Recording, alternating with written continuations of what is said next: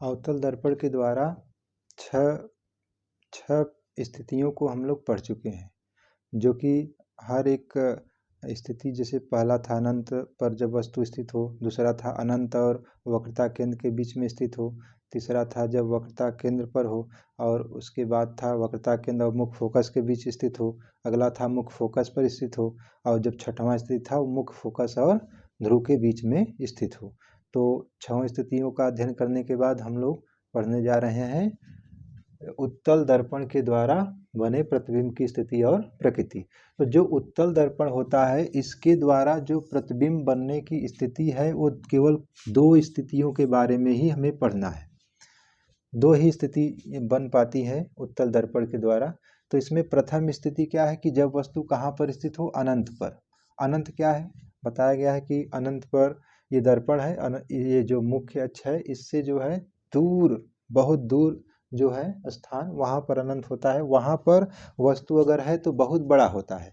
कई बार इसको बताए हैं कि जब भी अनंत पर वस्तु है, चाहे प्रतिबिंब बनता है अनंत पर, चाहे वस्तु अनंत पर होती है, तो बहुत बड़ा होता है और अनंत से हमेशा समांतर किरणें आती हैं, ये हमेशा ध्यान रखना है। तो यहाँ पर जो है वस्तु अनंत पर है, अनंत पर वस्तु है, तो यहाँ पर अनंत पर है, तो यहाँ से किरणें जो है आती हैं, समांतर किरणें अनंत से होकर आती हैं, और ये परावर्तन उत्तल दर्पण के द्वारा होता है। ऐसा आभास होता है कि यह मुख्य फोकस से आती हुई प्रतीत होती है। तो यहाँ पर मुख्य फोकस है, यहाँ से ये किरणें आती हुई प्रतीत होती हैं। अब दोनों किरणों को पीछे मिलाते हैं तो मुख्य फोकस पे आकर मिल जाती हैं, मतलब एक दूसरे को काटती हैं, वहाँ पर मिल जाती हैं। और जहाँ पर दो किरणें परावर्तन के पश्चात मिलती हैं, लेकिन यहाँ मिलती वास्तव में नहीं है, यहाँ पर आभास होता है कि इसीलिए डॉट डॉट लाइन खींचा गया है। तो यहाँ पर वस्तु का प्रतिबिंब बनता है, लेकिन यह कैसा बना है, बिंदु के आकार का। और बिंदु के आकार का जब प्रतिबिंब बनता है तो बहुत छोटा होता है, और ये कहाँ पर बना है, मुख्य फोकस पे। तो प्रतिबिंब जो है कहाँ बना है, मुख्य फोकस पर बना है, मुख्य फोकस पर, मुख्य फोकस एफ पर, और वह छोटा बड़ा के बराबर बना है। तो यहाँ आप देख रहे हैं कि अनंत पर वस्तु बहुत बड़ा होता है, तो यहाँ पर बिंदु के आकार का बना है, इसका मतलब बहुत छोटा बना है, बहुत छोटा बना है। और अगला देखें तो वास्तविक या आभासी, तो यहाँ देखिए डॉट डॉट लाइन आ गया है। तो डॉट डॉट लाइन जब भी आएगा तो कैसा प्रतिबिंब बनेगा, आभासी, आभासी प्रतिबिंब बनेगा। और आभासी प्रतिबिंब बनेगा, कैसा होता है आभासी प्रतिबिंब, हमेशा आभासी प्रतिबिंब सीधा बनता है। ये आपका सीधा प्रतिबिंब बनता है। ये चार स्थिति हो गया। इसमें कैसे से कहना है कि जब वस्तु अनंत पर स्थित होता है तो उत्तल दर्पण के द्वारा उस वस्तु का प्रतिबिंब मुख्य फोकस पर बनता है, और आगे बता देंगे कि वो बहुत वस्तु से बहुत छोटा बनता है, आभासी और सीधा बनता है।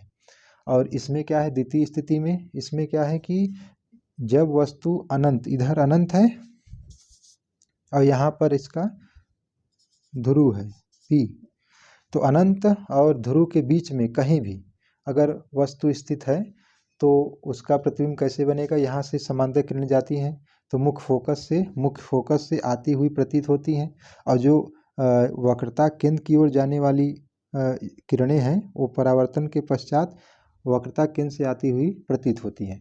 तो दोनों जो लाइनें हैं यहाँ पर डॉटेड लाइनें हैं, यहाँ पर कट करती हैं, और जहाँ पर ये दोनों डॉटेड लाइनें कट करती हैं, जहाँ पर एक दूसरे को काटती हैं या मिलती हैं, वहाँ पर वस्तु का प्रतिबिंब बनता है। तो वस्तु है ए बी और प्रतिबिंब उसका क्या है, ए डैश बी डैश है। तो ये किस जगह बना है, तो हम देखते हैं कि यह ध्रुव, जो उत्तल दर्पण है इसके ध्रुव और मुख्य फोकस के बीच में बना है। कहाँ बना है, P और F के बीच, P और F के बीच बना है। और अगला देखें कि ये छोटा बड़ा बराबर कैसा बना है, तो हमें देख रहे हैं कि वस्तु बड़ा है और प्रतिबिंब छोटा है, तो मतलब वस्तु से छोटा प्रतिबिंब बना है। और अगला अगर देखें तो अगला क्या है, आभासी की वास्तविक बताना है।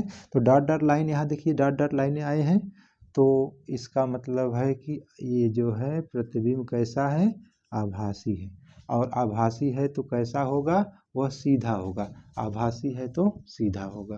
तो यहाँ पर ये प्रतिबिंब कैसा हो जाएगा, सीधा। और सीधा है भी, मुख्य अक्ष के ऊपर सीधा बनता है, मुख्य अक्ष के नीचे जब भी बनता है तो उल्टा बनता है।